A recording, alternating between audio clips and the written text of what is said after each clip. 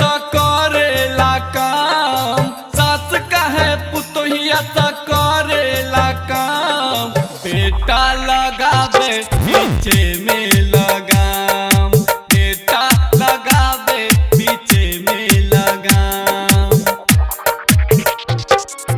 कंचन इब्राहिमपुर, कंचन इब्राहिमपुर, कंचन इब्राहिमपुर।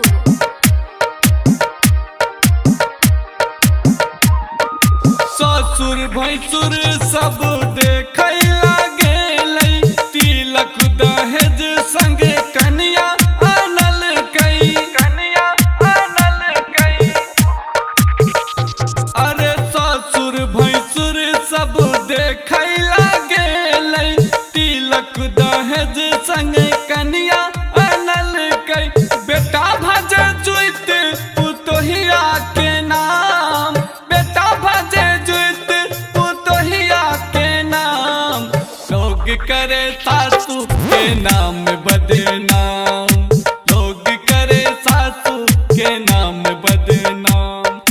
गलती करे बेटा पुतोहिया के नाम, लोग करे सासू के नाम बदनाम, लोग करे सासू के नाम बदनाम।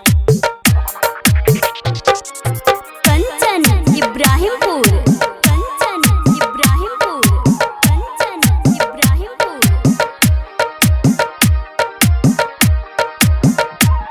के जानैया चल चलन कन्या के काम, नया नया कन्या के बहुते अरमान, बहुते अरमान। के जानैया चल चलन कन्या के काम, नया नया कन्या के बहुते अरमान। टोल परोस भरे कन्या के कान, टोल परोस भरे कन्या के कान, लोग करे सासू के नाम बदनाम, लोग करे सासू के नाम बदनाम।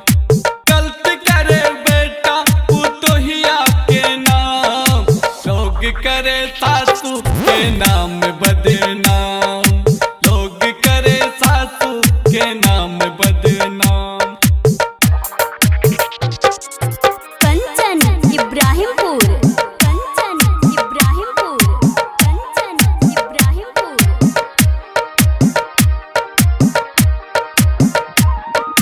कन्या पर सास ससुर के साथ, भीतर भीतर बेटा बिगाड़ैया काम, बिगाड़ैया काम।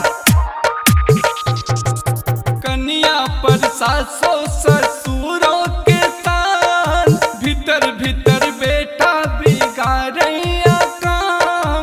ननद जुइत भजे पुतोहिया के नाम, ननद जुइत भजे पुतोहिया के नाम, लोग करे सासू के नाम बदनाम, लोग करे सासू के नाम बदनाम।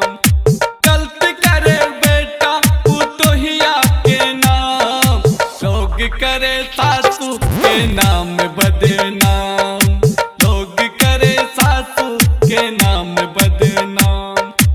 माँ गायत्री रिकॉर्डिंग स्टूडियो मलंगवा, सरलाही, नेपाल।